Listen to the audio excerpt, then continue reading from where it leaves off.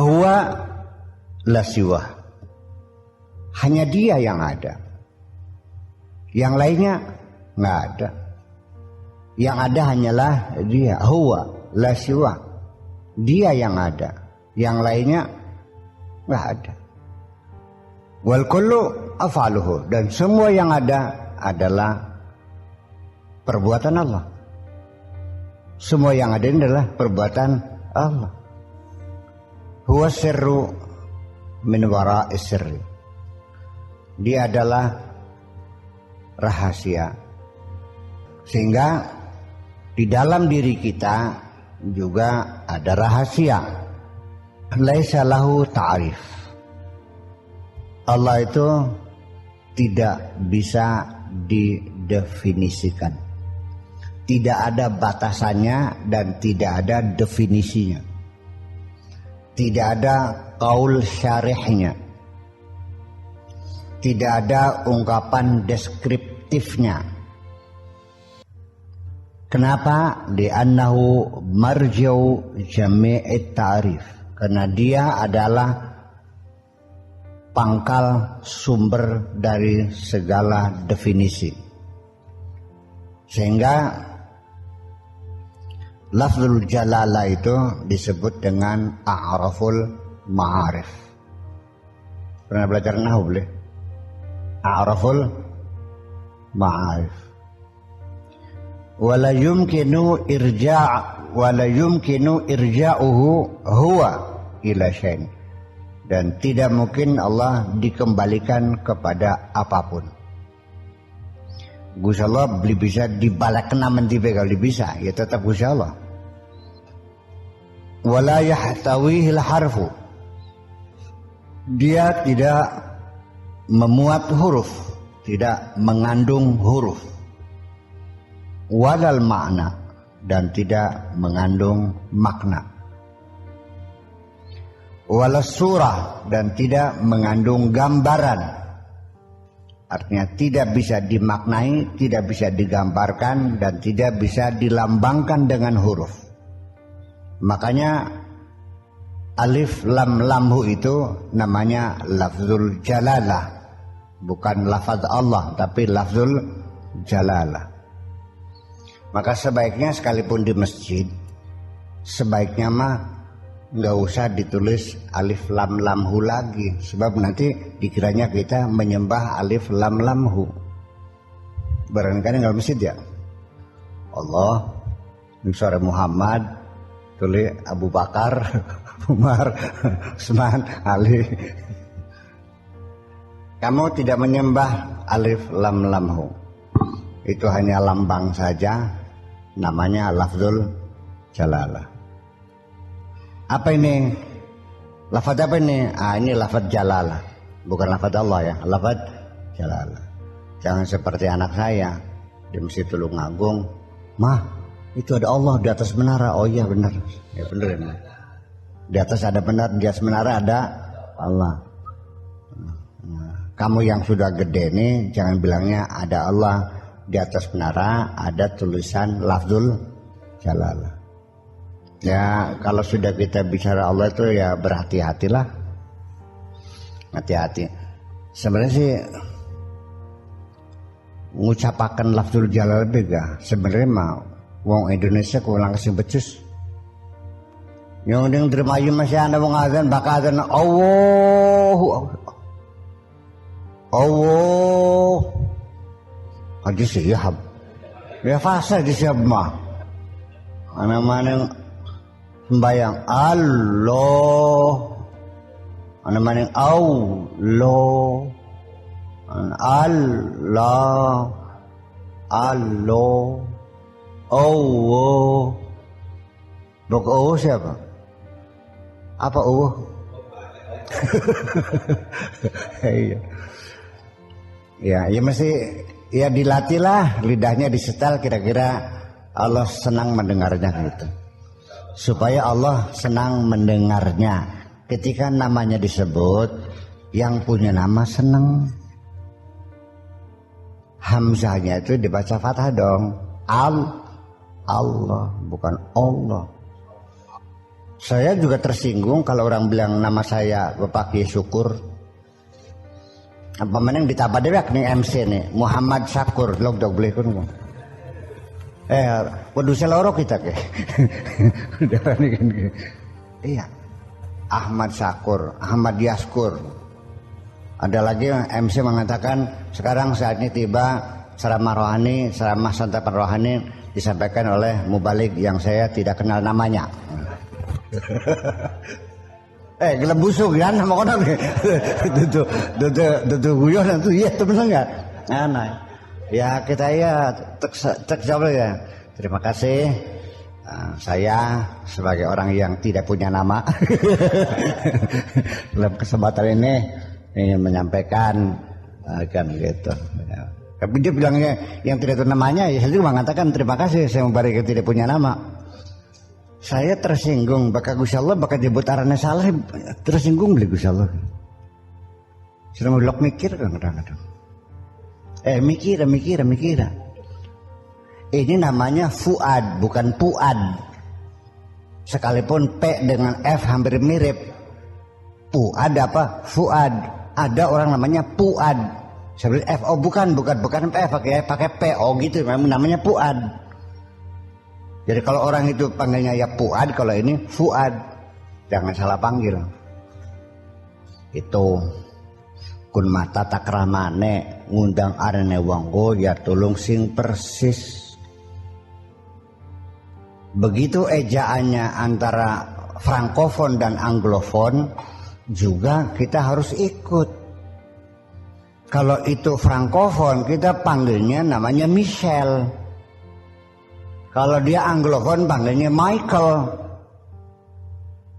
Ngerti beli? Bahkan yang Arab diundangnya Ibrahim. Bahkan yang Amerika Abraham. Bahkan yang Kliwet Bram.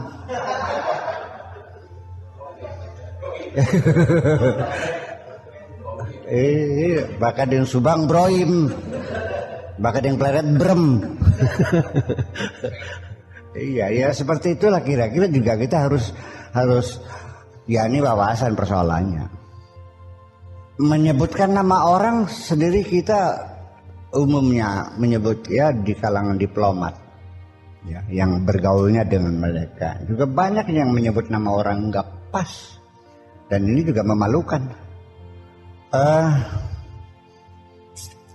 Kalau orang itu lidahnya tidak bisa mengucapkan huruf-huruf Arab sebagai diplomat dan kemudian ditempatkan di negeri Arab, ya harus melatih lidahnya bisa mengucapkan Muhammad Awad aja Awad Muhammad Awad bukan Awad, iya kan?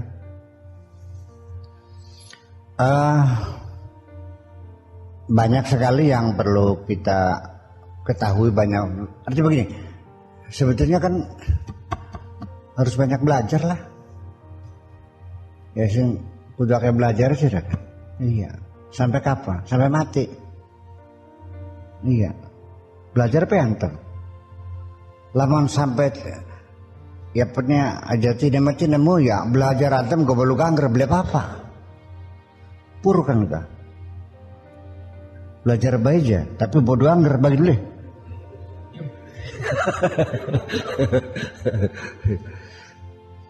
Iya, dimaklumi lah.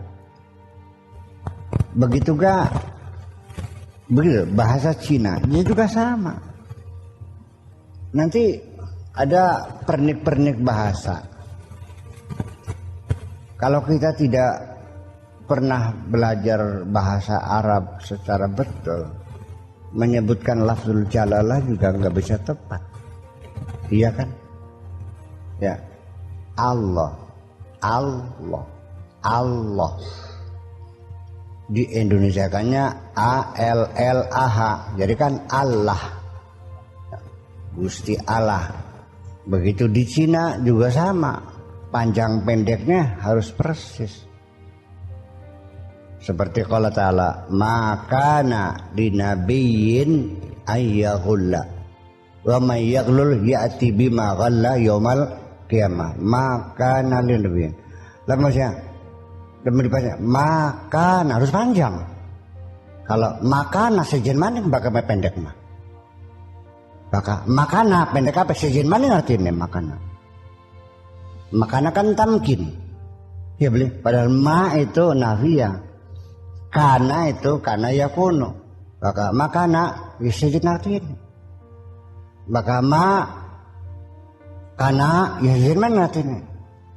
Makana artinya tidak memberikan panggilan dengan kinayah. Ada begini. Jadi sampai panjang pendek pun ya sama harus diperhatikan. Karena itu bahasa Arab itu bahasa berirama. Itu. Udah la yahtawihil harfu walal ma'na walal surah walal syakal, dan juga tidak berbentuk wala zaman, tidak terikat dengan waktu, walal makan, tidak terikat dengan ruangan. Fahuwa muta'alin an kulli hadza, dia maha tinggi dari semua ini. Wa ala kulli ma na'lamu, dan dia tidak terikat dengan apapun yang dapat kita ketahui. Apapun yang kita ketahui tidak terikat. Wa ma'adzalika fahuwa ainul haqiqah. Sekalipun demikian, tetap Allah, tetap dia adalah ainul haqiqah. Allah adalah ainul haqiqah, hakikat yang sesungguhnya. Kalau kita mah hakikatan. Hakikat yang sesungguhnya hanyalah Allah adalah hakikat.